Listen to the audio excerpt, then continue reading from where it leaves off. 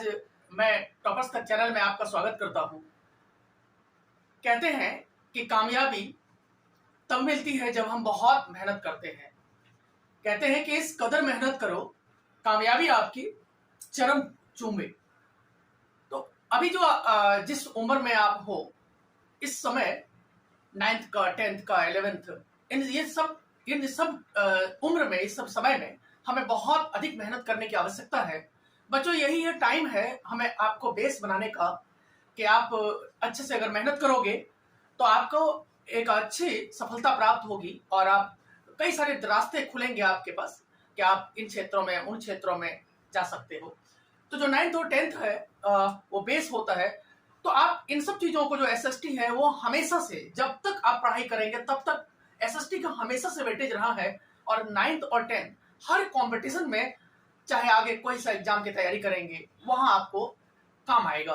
11th में 12th में भी आपको ये सारी चीजें आगे भी काम आएगी। तो फिर हम आज चलते हैं एक नए अंदाज के साथ, एक नए एनर्जी के साथ। और पिछले क्लास में कुछ बच्चों ने कहा था कि कमेंट किया था कि सर आपने मिट्टी 4 प्रकार की पढ़ाई। दोस्तों नहीं, मिट्टी 6 प्रकार की होती है। तो 4 प्रकार की मिट्टी पहले मैं पढ़ा चुका हूं। अब नेक्स्ट 5th प्रकार की, जो 5वीं प्रकार की मिट्टी है, वो मरुस्थलीय मृदा है, डेजर्ट सॉइल है, और लास्ट जो है वो वन मृदा है, फॉरेस्ट सॉइल है। तो 5th 5वीं मृदा कौन सी है? डेजर्ट सॉइल, मरुस्थलीय मृदा। मरुस्थलीय मृदा देखते हैं हम लोग। कहते हैं मरुस्थलीय मृदा, इस मृदा का रंग जो है वो लाल एवं भूरा होता है। इस मृदा का रंग क्या होता है? लाल एवं भूरा होता है। मरुस्थल इंग्लिश में नाम ही है डेजर्ट सॉइल। डेजर्ट सॉइल कहां पाया जाएगा? जो डेजर्ट एरिया में होगा। तो हमें आप लोगों को पता होगा, और अगर नहीं पता है तो जान लीजिए, आप जान लो आप लोग, कि भारत में एकमात्र जो रेगिस्तान है, डेजर्ट है, वो राजस्थान में है। तो इन क्षेत्रों में जो मिट्टियां पाई जाएगी वो डेजर्ट सॉइल कहलाएगी, वो मरुस्थलीय मृदा कहलाएगी। तो इस मिट्टी का जो कलर होता है वो लाल एवं भूरा होता है। कई सारे स्टूडेंट्स अगर राजस्थान के होंगे या राजस्थान घूमने के लिए जा गए होंगे तो उनको पता होगा, इस मिट्टी का कलर जो है वो रेड एंड ग्रे होता है, लाल और भूरा कलर का होता है। उसके बाद यह रेतीली एवं लवणीय होती है। रेतीली, रेत टाइप का। जैसे आप रेगिस्तान वगैरह जाओगे तो रेत वगैरह जो होता है, घर वगैरह बनाने में भी हम लोग इस्तेमाल करते हैं, तो ये मिट्टी रेतीली होती है। और कैसी होती है? लवणीय होती है। इस मिट्टी में नमक का अंश पाया जाता है, नमक के गुण पाए जाते हैं। अगर साउथ अफ्रीका कॉन्टिनेंट में अगर आप जाओगे तो वहां नमक 2 जगह से बनता है। एक समुद्र के पानी को जला करके नमक बनाया जाता है, और दूसरा डेजर्ट से भी मिट्टी नमक बनता है। तो बालू में नमक, इस यहाँ की जो मिट्टी होती है वो नमकीन होती है, उसमें नमक की मात्रा होती है, वो सॉल्ट वाली मिट्टी होती है, उसे लवणीय मिट्टी भी कहते हैं। यह मृदा शुष्क जलवायु तथा उच्च तापमान के कारण जलवाष्पन की दर अधिक होती है। इस मिट्टी में क्या होता है? यहाँ की जलवायु जो है ड्राई होता है हमेशा। जो गर्मी होगा वो ज्यादा पड़ता है इस एरिया में, टेम्परेचर बहुत हाई होता है। इस कारण से यहाँ अगर थोड़ी सी भी बारिश पड़ती है तो बहुत तेजी से पानी को जो है वातावरण सोख लेता है। इसे कहते हैं वाष्पन की दर। तो एवापोरेशन की जो रेट होती है, एवापोरेशन जो इंग्लिश मीडियम के बच्चे होंगे वो जान रहे होंगे, यानी किसी क्षेत्र में, जब ड्राई क्षेत्र में जब आप पानी डालोगे तो वो पानी जो है तुरंत सोख लेता है, तुरंत सूख जाता है, उसे एवापोरेशन कहते हैं, और हिंदी में वाष्पन कहते हैं। तो इस एरिया में जहां डेजर्ट सॉइल होता है वहां वाष्पन की दर बहुत अधिक होती है। उसके बाद इस मिट्टी में ह्यूमस एवं नमी की मात्रा कम होती है। इस मिट्टी में क्या होता है कि इस मिट्टी में ह्यूमस एवं नमी का मतलब होता है कि पानी का अंश। ह्यूमस का मतलब होता है कि जब शरीर इस मिट्टी में जाओगे, इस एरिया में जाओगे, तो आपको गर्मी तो लगेगा, शरीर चिपचिपा महसूस होगा। तो ऐसे एरिया में, ऐसे मिट्टी वाले क्षेत्रों में नमी जो है वो कम होती है। मिट्टी अगर आप खोदेंगे तो मिट्टी में सूखा सूखा मिट्टी मिलेगा।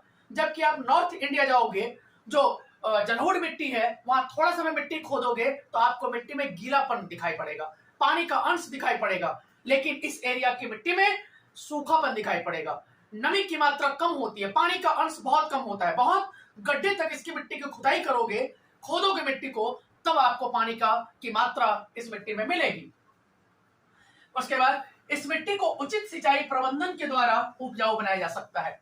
इस मिट्टी में खेती की जा सकती है, लेकिन इस मिट्टी में खेती करने के लिए पानी की उचित व्यवस्था अच्छे से, जो ड्राई एरिया है, जो सूखा एरिया है, जहां पानी की मात्रा कम है, इस एरिया में आप पानी की उचित व्यवस्था, पानी के सही उपयोग के द्वारा इस मिट्टी में खेती किया जा सकता है। इस मिट्टी में फसल उगाया जा सकता है। और भारत में एकमात्र रेगिस्तान थार डेजर्ट है और वह राजस्थान में है। और राजस्थान पूरे भारत का एरिया में सबसे बड़ा राज्य है।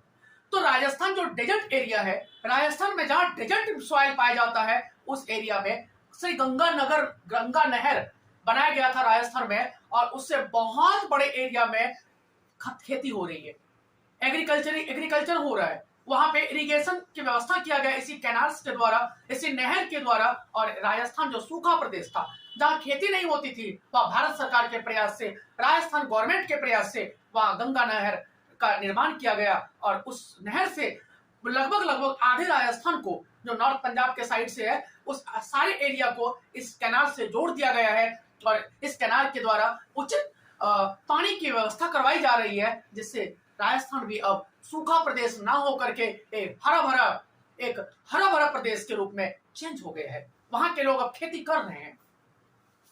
तो ये था डेजर्ट सॉइल की विशेषता। कौन सी सॉइल की विशेषता था? Desert soil. बच्चों, जब आप इस तरीके से लिख करके पढ़ेंगे तो आपको बहुत मजा आएगा और रटना नहीं पड़ेगा, आपको चुटकियों में जो है याद हो जाएगा। तो एसएसटी जो है रटना नहीं है, आप एसएसटी को रटो मत। मैं बार बार बच्चों से यही रिक्वेस्ट करता हूं कि बहुत सारे बच्चे क्या करते हैं, रटना शुरू कर देते हैं, पॉइंट टू पॉइंट नहीं बच्चे। आप उसे इंटरलिंक करके पढ़ो कि जलोढ़ मिट्टी की क्या विशेषता है, उसके बाद एलुवियल सॉइल जलोढ़ मिट्टी की क्या विशेषता है, रेड एंड येलो सॉइल की क्या विशेषता है। हर मिट्टी को आप लिंक करके पढ़िए और किस स्टेट में पाया जाता है उसे मैप पर पढ़ो। तो आप, जब मैं जो भी चीजें पढ़ा रहा हूं वो मैप पे इंटरलिंकिंग करके पढ़ा रहा हूं, आपको रटना नहीं पड़ेगा।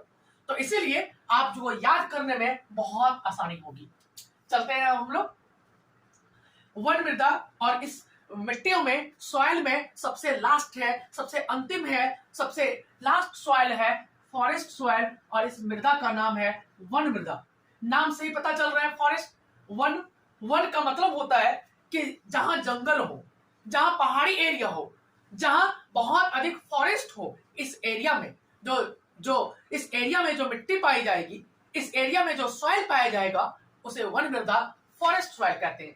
यह मृदा पर्वतीय क्षेत्रों में पाई जाती है। सबसे अधिक जंगल जो है वो पहाड़ी एरिया में होता है। तो पहाड़ों के आसपास की जो मिट्टी है, पहाड़ जितने भी भारत में पहाड़ है, पर्वत है, उनके आसपास में जो मिट्टी पाई जाती है वो फॉरेस्ट सॉइल कहलाता है और उसे वन मृदा कहते हैं। इस मृदा के गठन का मतलब होता है इस मृदा का बना कैसे, यह मिट्टी बनी कैसे। तो इस मिट्टी के बनने में पर्वतीय पर्यावरण के अनुसार बदलाव होता रहता है कि जहाँ ये मिट्टी जो है, हर पर्वत, कोई पर्वत जो है, पहाड़ बहुत पुरानी है तो वहां की मिट्टी अलग होगा, कोई पर्वत नई है तो वहां की मिट्टी अलग होगा। इस प्रकार जो है पूरे विश्व में जितने पहाड़ पाए जाते हैं उनके आसपास में जो मिट्टी पाई जाती है वो पहाड़ी मृदा कहलाती है, वो फॉरेस्ट सॉइल कहलाता है, वो वन मृदा कहलाता है। यह मृदा नदी घाटियों में दोमट के रूप में तथा सिल्टदार होती है। नदी घाटियों का मतलब होता है कि नदी के आसपास, पहाड़ों के आसपास से जो नदियां निकलती है, उस नदियों के आसपास नदियां जब चलती है तो पहाड़ों से पत्थरों के कण, छोटे छोटे कण काट करके अपने साथ बहा करके लेके चलती है। तो इस प्रकार से यह मिट्टी जो है सिल्टदार होती है, यानी इस मिट्टी में पानी, बालू के अंश, इस मिट्टी में कंकड़ पत्थर के अंश, इस मिट्टी में उसके पार्टिकल, कंकड़ पत्थर के पार्टिकल बहुत अधिक मात्रा में होते हैं। उसके बाद यह मृदा अधिसिल्क तथा ह्यूमस रहित होती है, यानी इस मृदा में, इस मिट्टी में ह्यूमस नहीं होती है। यानी इस एरिया में जब आप जाएंगे तो आपको गर्मी जब लगेगा तो शरीर में पसीना कम आएगा। कुल मिलाकर के यह मिट्टी बहुत उपजाऊ नहीं होती है, क्योंकि इस मिट्टी में खेती तो किया जा सकता है लेकिन बहुत कम मात्रा में खेती होती है। क्योंकि इस मिट्टी की सबसे बड़ी अच्छाई या बुराई, जो भी खराबी कह सकते हो, पहाड़ों के आसपास में होती है। तो इस मिट्टी में कंकड़ पत्थर की मात्रा बहुत अधिक होती है, जिससे इस मिट्टी में फसल बहुत कम हो पाती है। तो कुल मिलाकर के हमने ये सारी मिट्टियों के टाइप्स को आज हमने देखा और बहुत डिटेल में देखा। तो कोई बच्चे यह ना कहे मेरे से कि सर मिट्टी 4 प्रकार की होती है, मिट्टी 6 प्रकार की होती है। हमने सारी मिट्टियों को, सारे सॉइल को एक एक करके आपको अच्छे से क्लियरली रूप में आपको बताया है। अब मिट्टी के बारे में तो हमने पढ़ लिया। अब नेक्स्ट क्वेश्चन है दोस्तों कि मृदा अपरदन क्या है, सॉइल इरोजन क्या है। मृदा अपरदन, सॉइल इरोजन क्या है, इसके कारण क्या है, सॉइल इरोजन क्या है, हम देखते हैं इसको कि जब किसी क्षेत्र से, जब किसी एरिया से मिट्टी कट करके एक जगह से दूसरे जगह चली जाती है, उसे सॉइल इरोजन कहते हैं, मिट्टी का बहना कहते हैं। जैसे कई किसी क्षेत्र में बाढ़ आया, कई बार बिहार, उत्तर प्रदेश, ये पंजाब वगैरह में तो नहीं, बिहार, उत्तर प्रदेश, उड़ीसा, मध्य प्रदेश, इन सब राज्यों में बाढ़ हर साल आता रहता है और सबसे ज्यादा बाढ़ से जो प्रभावित स्टेट है वो बिहार है। तो बिहार में हर साल बाढ़ आता है और बाढ़ जो है, बाढ़ के कारण ही बिहार का डेवलपमेंट नहीं हो पाता है। जिस तरीके से बिहार के लोग मेहनती होते हैं, अगर वहां बाढ़ ना आए, अगर वहां बाढ़ ना आए तो वहां के लोग जो है वो बहुत डेवलप कर सकते हैं। लेकिन हर साल 2 महीने, करीबन 1.5 महीने, 2 महीने के आसपास बाढ़ से डूब जाता है और इसीलिए वहां फसल नहीं हो पाती है। तो ये जो सॉइल इरोजन है बाढ़ वाले एरिया में, जहां हमेशा बाढ़ आता है, जहां हमेशा आंधी तूफान आता है, उन सभी कारणों से सॉइल इरोजन होता है। केवल बाढ़ ही इसका कारण नहीं है, राजस्थान के एरिया में भी सॉइल इरोजन होता है। क्यों? क्योंकि वहां आंधी, हमेशा बहुत तेज आंधी तूफान आता रहता है। तो किसी भी कारण से जब मिट्टी एक जगह से हट करके, एक जगह से कट करके जब दूसरे जगह चली जाती है, उसे सॉइल इरोजन कहते हैं। या देखते हैं हम लोग, कहते हैं मृदा के कटाव एवं बहाव की प्रक्रिया को सॉइल इरोजन कहते हैं। मिट्टी का कटना यानी मिट्टी एक जगह से कट करके या बह करके या हवा के द्वारा उड़ करके एक जगह से दूसरे जगह जब चली जाती है, एक जगह से दूसरे जगह जब चली जाती है, तो उसे सॉइल इरोजन कहते हैं, उसे मृदा का अपरदन कहते हैं, उसे सॉइल इरोजन कहते हैं। उसके बाद कह रहा है बहता हुआ जल मृतिका युक्त मृदाओं को काटते हुए गहरी वाहिकाएं बनाता है, जिन्हें अवनालिकाएं कहते हैं। आप 10th क्लास में अगर एनसीईआरटी पढ़ेंगे वह क्लियरली दिया हुआ है कि जब पानी बह रहा है तो बहने के साथ क्या करता है कि बीच में गड्ढा बना देता है। तो गड्ढा बना देता है, धीरे धीरे वो गड्ढे से पानी वो बहते बहते धीरे धीरे अपना रास्ता निकाल लेता है, तो उसे हम लोग अवनालिकाएं कहते हैं। और यह क्या करता है, वो धीरे धीरे गहरा होता जाता है। जैसे मध्य प्रदेश में चंबल घाटी का लुटेरा, चंबल घाटी का नाम आपने सुना होगा। चंबल घाटी का लुटेरा कई बार हम लोग सुनते रहते हैं कहानियों में, छोटे छोटे दादी अम्मा से सुना था हमने कहानियां, वही याद आ गया। तो चंबल कहते हैं ना कि दूर दूर तक बच्चे सो जाओ, नहीं तो चंबल घाटी का लुटेरे आ जाएंगे। तो अब तो खैर खत्म हो गया, वहां लुटेरे खत्म हो गए। शोले मूवी में अच्छे से दिखाया गया था किस तरीके से जो है वो लोग लूटते थे। तो खैर, तो क्या करता है कि अगर पानी चलती है तो बीच में जब पानी जिस मिट्टी में चलती है तो वो मिट्टी को काटते हुए चलती है और धीरे धीरे नाली टाइप से बन जाता है, उसे अवनालिकाएं कहते हैं। तो किसी भी प्रकार से मिट्टी एक जगह से दूसरे जगह अगर बह करके, अगर कट करके या हवा से उड़ करके अगर चली जाती है तो उसे मृदा अपरदन, उसे सॉइल इरोजन कहते हैं। क्या कह रहा है, ऐसे भूमि जो जोतने योग्य नहीं होती है उसे उत्खात भूमि कहते हैं। यानी क्या होता है कि राजस्थान वगैरह में, उत्तराखंड वगैरह में क्या होता है, या उड़ीसा वगैरह में क्या होता है कि मिट्टी जो जोतने योग्य नहीं है, हम उसे जोत नहीं सकते, वो बहुत हार्ड मिट्टी होती है, तो या बहुत दलदली मिट्टी है, चिपचिपी मिट्टी है किसी भी कारण से, तो ऐसे में जो है उसे खड्ड भूमि कहा जाता है। पवन द्वारा मैदान और ढालू क्षेत्रों से मृदा को उड़ाकर ले जाने वाली प्रक्रिया को पवन अपरदन कहते हैं। जिस क्षेत्र में हवा के द्वारा जब मिट्टी को उड़ा करके एक जगह से दूसरे जगह ले जाई जाती है उसे पवन अपरदन कहते हैं। यह पवन अपरदन कहां होगा, जहां आंधी तूफान बहुत अधिक आता है। और कहां आंधी तूफान कहां बहुत अधिक आता है, जहां डेजर्ट एरिया होगा। और भारत में डेजर्ट कहां है, राजस्थान में। और राजस्थान भारत का क्या है, एरिया वाइज में क्षेत्रफल में सबसे बड़ा राज्य है राजस्थान। तो इस तरीके से इंटरलिंक करके पढ़ो तो आपको कभी भी रटना नहीं पड़ेगा। चलिए आगे देखते हैं। तो पवन अपर्दन यानी जिस क्षेत्र में आंधी तूफान बहुत अधिक आता है, जिस क्षेत्र में बाढ़ बहुत अधिक आता है, जिस क्षेत्र में किसी भी कारण से मिट्टी एक जगह से कट करके, एक जगह से हट करके, एक जगह से बह करके, एक जगह से उड़ करके दूसरे जगह जब चली जाती है, उसे जो है मृदा अपर्दन। तो उसके अलग अलग नाम है। हवा के द्वारा जब मिट्टी कटती है उसे पवन अपर्दन कहते हैं। राजस्थान वगैरह में जहां डेजर्ट है, जहां बालू बहुत अधिक मात्रा में है, वहां जब आंधी तूफान आता है तो बालू क्या करता है, हवाएं उड़ उड़ करके एक जगह से दूसरे जगह बहुत बड़ा ढेर कर देती है। तो इस प्रकार से भी जब मिट्टी कट करके, उड़ करके, हट करके जब एक जगह से दूसरे जगह जाती है तो उसे पवन अपर्दन, उसे मृदा अपर्दन कहते हैं। और कृषि के गलत तरीकों के कारण भी मृदा अपर्दित होती है। अगर कोई व्यक्ति या कहीं किसी एरिया के लोग अगर गलत तरीके से एग्रीकल्चरिंग करते हैं, गलत तरीके से खेती करते हैं, तो उससे भी मृदा अपर्दन होता है। जैसे उत्तराखंड वगैरह में मृदा अपर्दन इसलिए होता है कि रीजन है, अब देखो ध्यान से, कि मान लीजिए यहाँ पे पहाड़ है और इस क्षेत्र में इस तरीके से खेत है, इस तरीके से खेत है। अब ये ढाल इस तरीके से है, तो अगर ढाल इस तरीके से है और अगर हम खेतों को इसी हिसाब में, इसी तरीके से ट्रैक्टर से अगर जोतेंगे तो मिट्टी क्या होगा, ये मिट्टी पानी के साथ बह करके इधर चली आएगी। तो हम क्या करेंगे, इसको उल्टी दिशा में इधर से जोताई करेंगे, ट्रैक्टर से इधर से। तो क्या होगा, ये हवाएं अगर आएगी तो ये जो नाली है, ये जो रेखाएं हैं, ये इस मिट्टी को इधर नहीं आने देगा, इस मिट्टी को यहाँ रोकेगा, कई दिशा में उसे रोकेगा, तो मिट्टी को कटने से वो बचाएगा। तो खेती के गलत तरीकों के कारण भी मृदा का अपरदन होता है, मिट्टी का कटाव होता है। मिट्टी एक जगह से दूसरे जगह जब चली जाती है उसे मृदा अपरदन कहते हैं। बहुत इंपॉर्टेंट क्वेश्चन है, ये पेपर में आया हुआ है कई बार सीबीएसई में।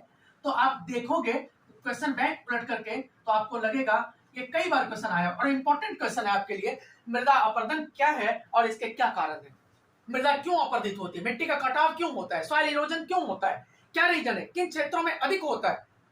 तो आपने ये चीजें देखा कि जिन एरिया में, यहाँ पे और 2-4 लाइन मैंने समझाया, आप लिख सकते हो कि जिन क्षेत्रों में आंधी तूफान बहुत अधिक आता है, जिन क्षेत्रों में बाढ़ बहुत अधिक आता है, उन क्षेत्रों में मृदा अपरदन बहुत अधिक होता है।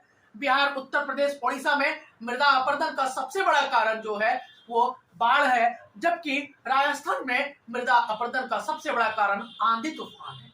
इस प्रकार से मृदा अपरदन भारत के लगभग राज्यों में होती है। तो इस प्रकार से आपका आंसर क्या होगा, बड़ा इंटरेस्टिंग हो जाएगा और आपका नंबर जो है वो अच्छा आएगा बोर्ड में। तो ये चीजें आपको, मुझे लगता है कि आपको समझ में आ गया होगा कि भाई क्या है सॉइल इरोजन और इसके रीजन होते हैं। और नेक्स्ट क्वेश्चन है मृदा अपरदन को रोकने के उपाय।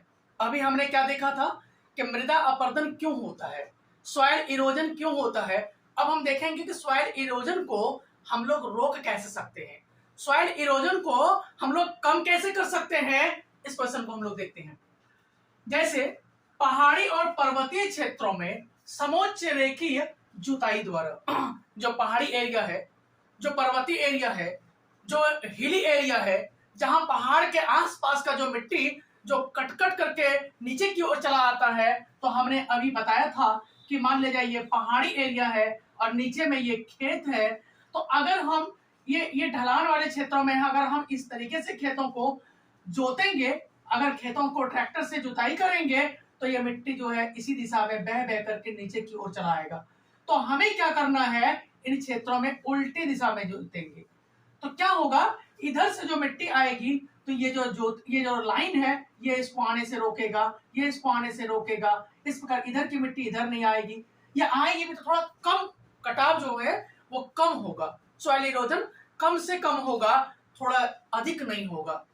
तो इस प्रकार समोच्च रोकी कंटूर फार्मिंग, आप 8th क्लास में बुक में ज्योग्राफी के फर्स्ट चैप्टर में ही ये सारा दिया गया है। जो बच्चे पढ़ना चाहें तो वहां से भी देख सकते हो आप। कंटूर फार्मिंग, सीढ़ीनुमा कृषि उत्तराखंड वगैरह में जो सीढ़ीनुमा खेती है, तो वहां पे आप सीढ़ीनुमा खेती कर सकते हो।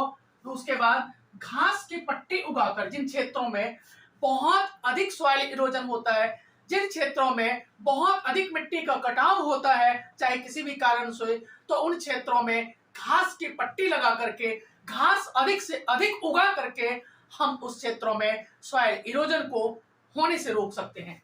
उसके बाद वृक्षारोपण द्वारा, वृक्षारोपण जिन क्षेत्रों में सॉइल इरोजन बहुत अधिक हो रहा है जैसे समुद्री एरिया में, तो वहां पे हम लोग पेड़ पौधों को लगा सकते हैं। जैसे नदियों के किनारे जो है इधर की मिट्टी नदियों में कट कट करके आके बहता है, तो हम लोग यहाँ पे पेड़ जो है वो बड़े पेड़ की कतारें उगा करके हम इस नदियों में इधर की मिट्टी को आने से रोक सकते हैं। गर्मी के मौसम में आंधी तूफान जब आता है तो ये नदियों के बालू जो है ये उड़ उड़ करके इन एरिया में जो एग्रीकल्चरिंग एरिया है उन क्षेत्रों में भर जाता है। तो यहाँ से अगर पेड़ों की घनी कतारें लगाएंगे तो इधर का बालू उधर नहीं जा पाएगा और उधर की मिट्टी नदियों में नहीं आ पाएगा। तो इससे हम सॉइल इरोजन को कम कर सकते हैं। पूरी तरह बंद नहीं कर सकते हम लोग, लेकिन सॉइल इरोजन को कम जरूर कर सकते हैं।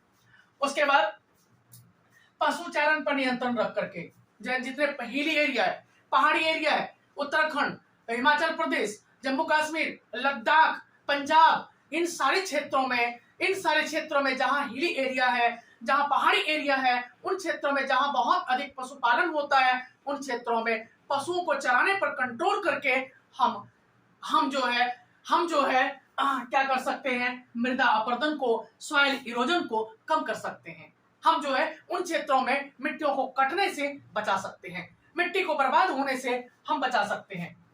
उसके बाद नियंत्रण पर अपरदन को रोका जा सकता है। इसके अलावा सूखे क्षेत्र और मरुस्थलीय क्षेत्र, अगर जहां डेजर्ट एरिया है, राजस्थान वगैरह के क्षेत्रों में, हम लोग वहां पे क्या कर सकते हैं, रक्षक मेखला बना करके।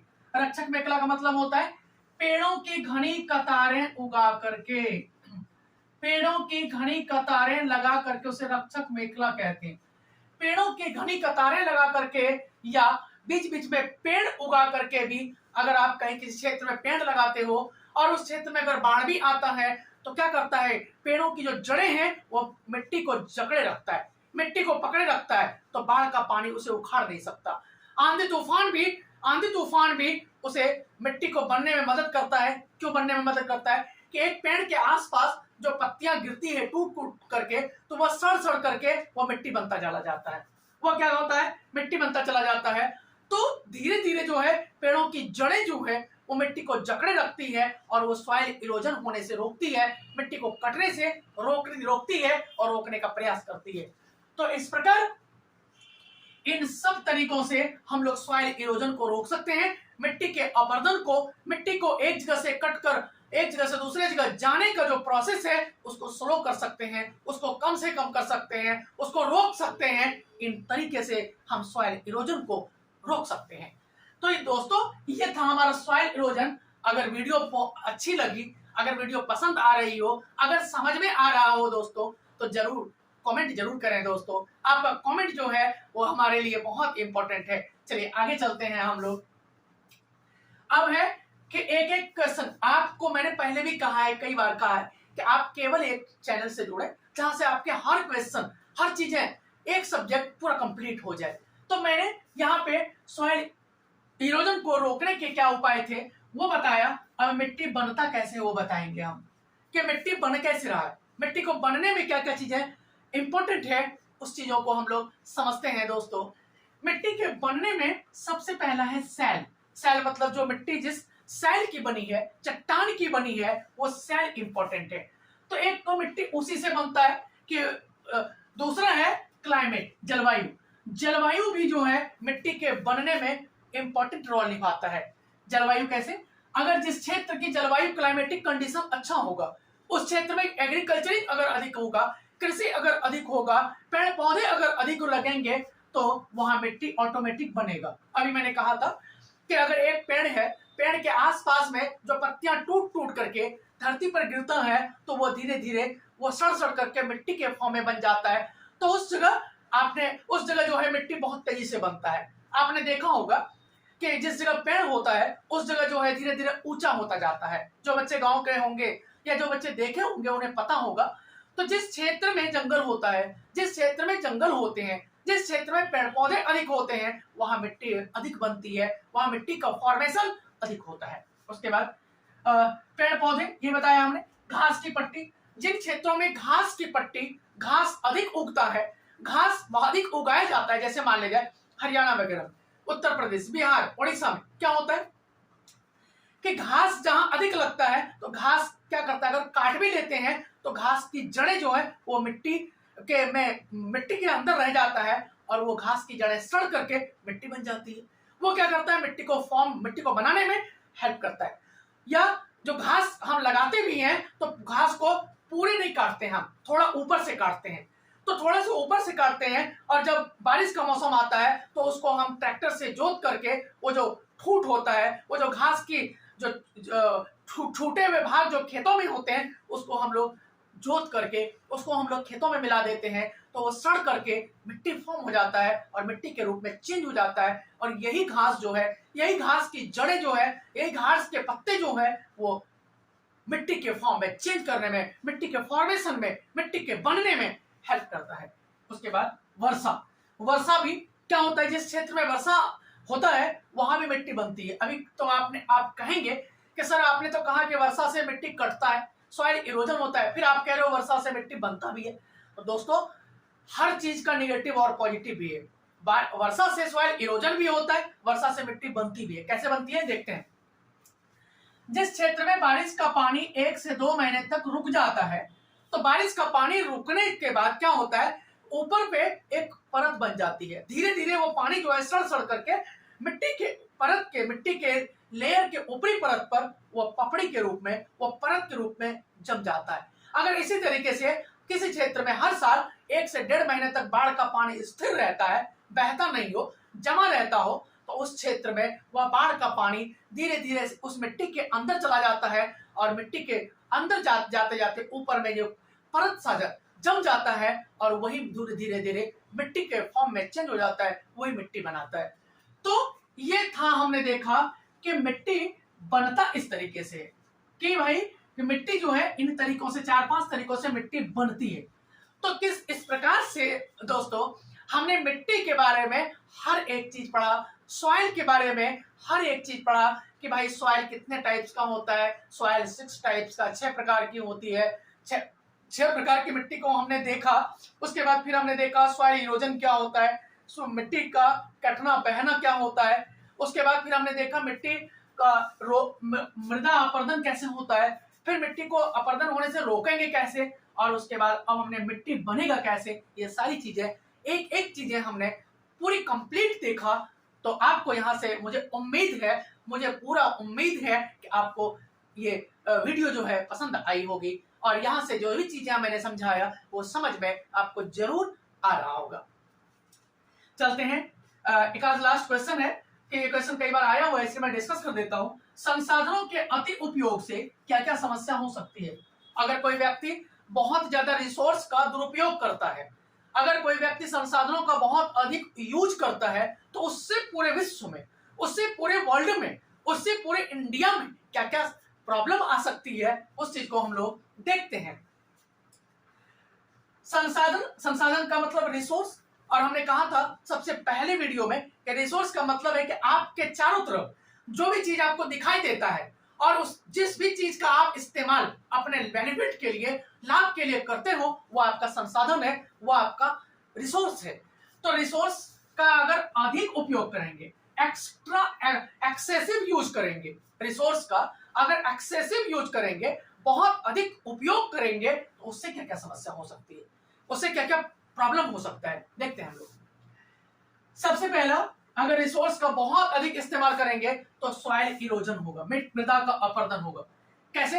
अगर जैसे रिसोर्स कोयला है हमारा, सोना चांदी हीरा है, अगर उसको हम लोग धरती से निकाल लेते हैं और उस गड्ढे को, जिस क्षेत्र से हमने कोयला निकाला, उस क्षेत्र को अगर हमने गड्ढे को अगर उसमें मिट्टी नहीं डाला तो क्या होगा, सॉइल इरोजन होगा ना।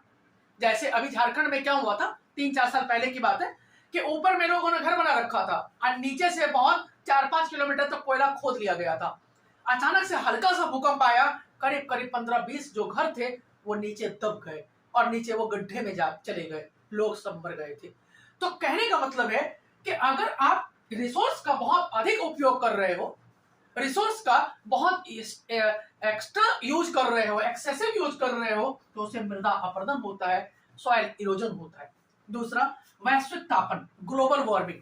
देख ही रहे हो कि जिस तरीके से हम रिसोर्स का बहुत अधिक इस्तेमाल कर रहे हैं, बहुत एक्सेसिव यूज कर रहे हैं, तो किस तरीके से गर्मी बढ़ती जा रही है। और जब गर्मी बढ़ती जा रही है तो पहाड़ों में जो ग्लेशियर्स हैं वो पिघल रहे हैं, और ग्लेशियर्स पिघल रहे हैं तो समुद्र के लेयर, पानी का जो लेयर है वो ऊंचा उठता जा रहा है। वो अभी आपने देखा था 2008 से 2010 में, आप छोटे होंगे उस समय, एक देश है मालदीव, जो हमारा पड़ोसी देश है। आप 9th क्लास की वीडियो देखेंगे, फर्स्ट चैप्टर, तो उसमें भारत आकार और स्थिति, उसमें हमने समझाया है कि मालदीव को दिखाया कि ये मालदीव है।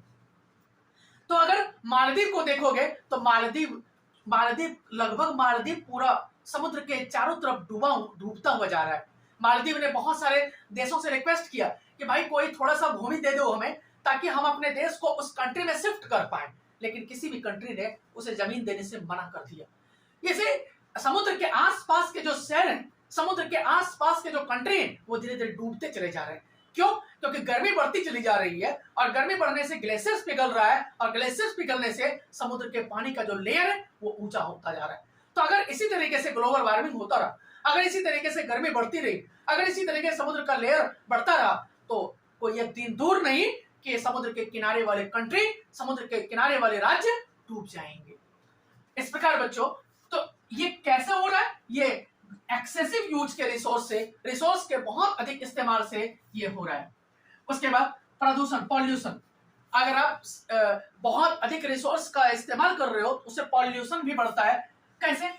कि अगर पेड़ पौधों को बहुत अधिक तेजी से यूज कर रहे हो, आप बहुत अधिक फैक्ट्रियां लगा रहे हो। हम डेवलप तो कर रहे हैं, हमने 50-70 सालों में डेवलपिंग तो किया है, लेकिन हमने बहुत कुछ खोया है। हमने क्या खोया है? कि हमने संसाधन का बहुत अधिक इस्तेमाल किया, उससे पॉल्यूशन कितना अधिक बढ़ता चला जा रहा है।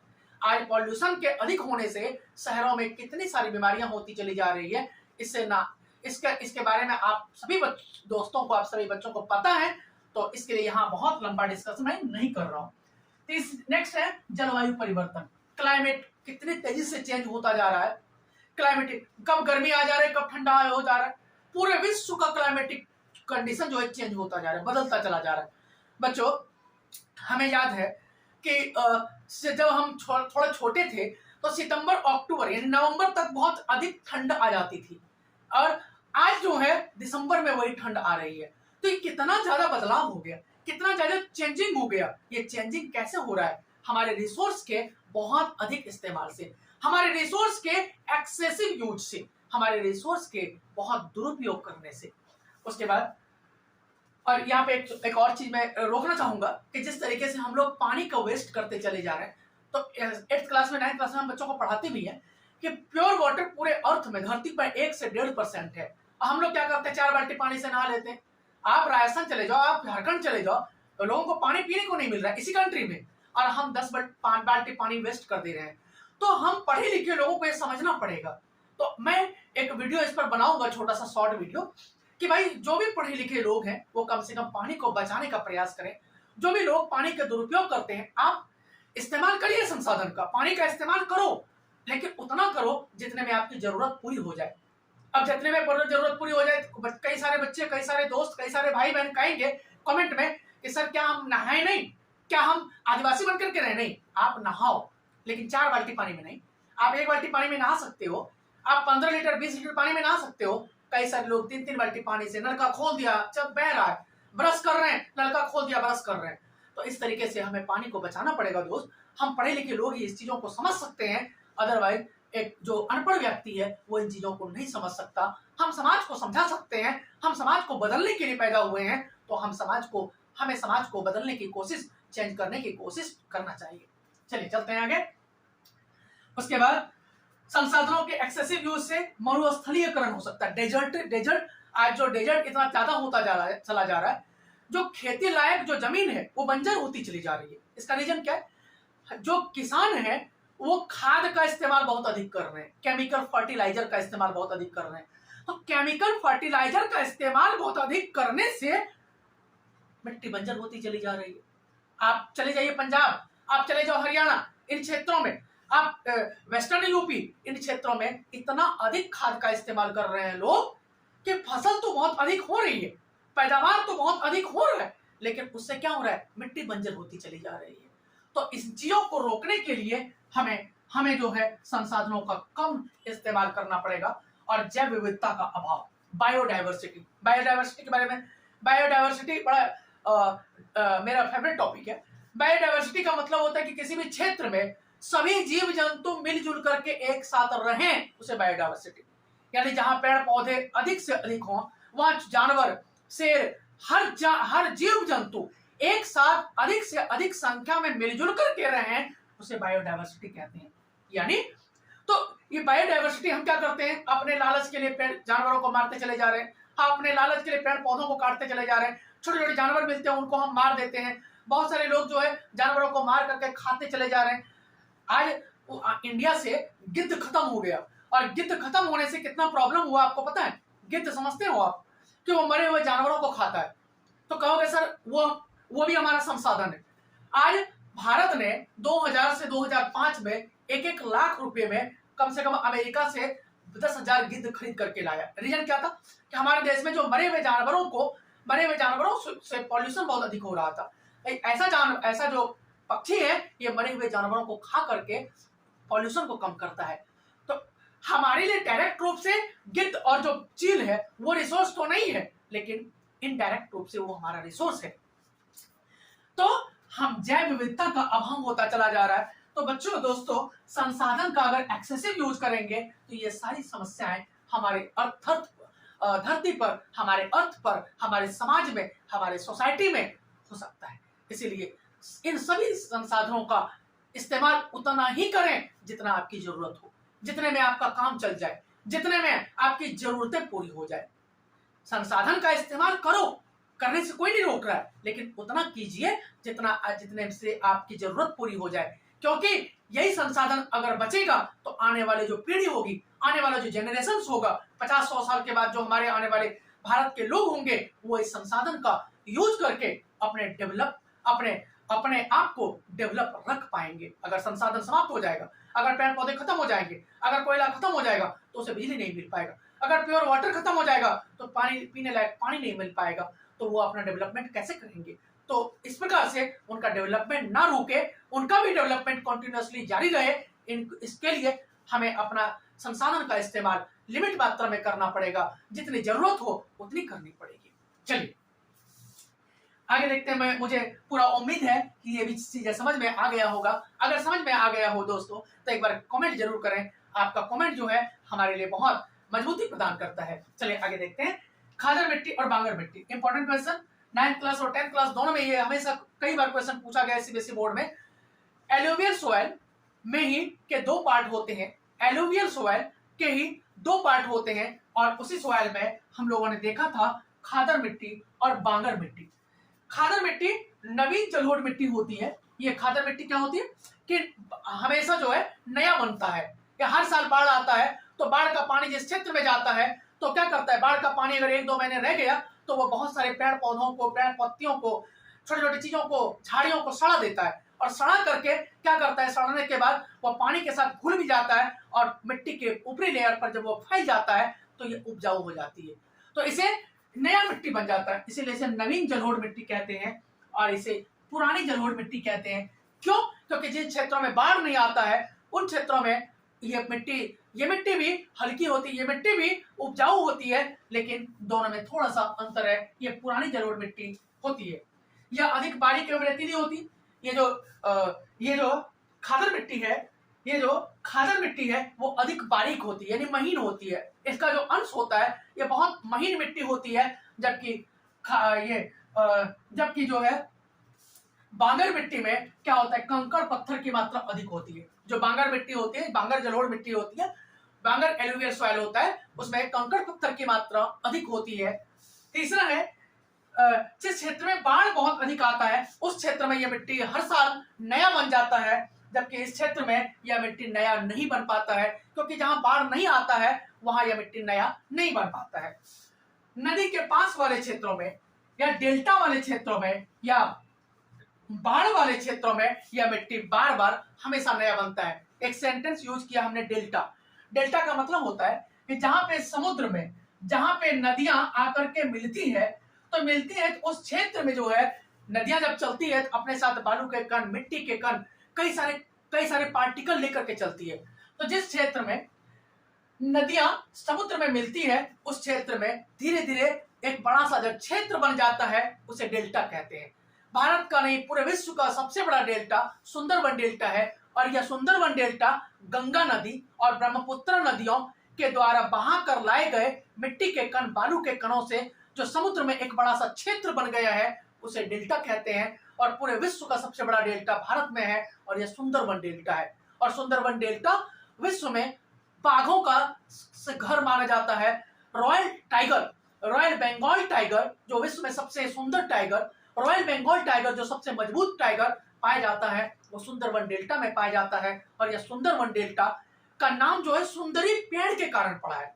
सुंदरी पेड़, इस पेड़ सुंदरी पेड़ उसका नाम है, और इसीलिए उस डेल्टा में बहुत अधिक शेर पाए जाते हैं। बहुत सारे लोग वहां घूमने के लिए भी आते हैं, कई सारी मूवी भी आ चुकी है, तो वहां से भी आप जाकर के देख सकते हो।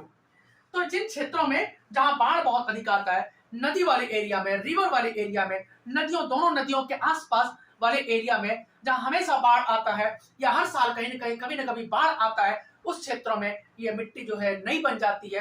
क्योंकि बाढ़ का पानी 1-2 महीने तक अगर रुकता है उस क्षेत्र में छोटे छोटे जो घास है, छोटे छोटे जो झाड़ियां हैं, छोटे छोटे जो पेड़ पौधे हैं उसको सड़ा देता है, और सड़ने के बाद वह पानी में मिल जाता है। और पानी में मिलने के बाद क्या होता है कि वह जो है मिट्टी के लेयर पर, मिट्टी के ऊपरी लेयर पर जम जाता है, और यह बार बार हर साल नई मिट्टी बन जाती है। जबकि यह जो बांगर मिट्टी है यह नदी से दूर ऊंचे स्थानों में यह मिट्टी बनती है। दोनों मिट्टी उपजाऊ होती है, लेकिन अगर दोनों मिट्टी में अगर तुलना किया जाए तो जो खादर मिट्टी है वो अधिक उपजाऊ होती है, और खादर की तुलना में बांगर मिट्टी थोड़ी कम उपजाऊ होती है। तो इस प्रकार हमने देखा खादर मिट्टी और बांगर मिट्टी।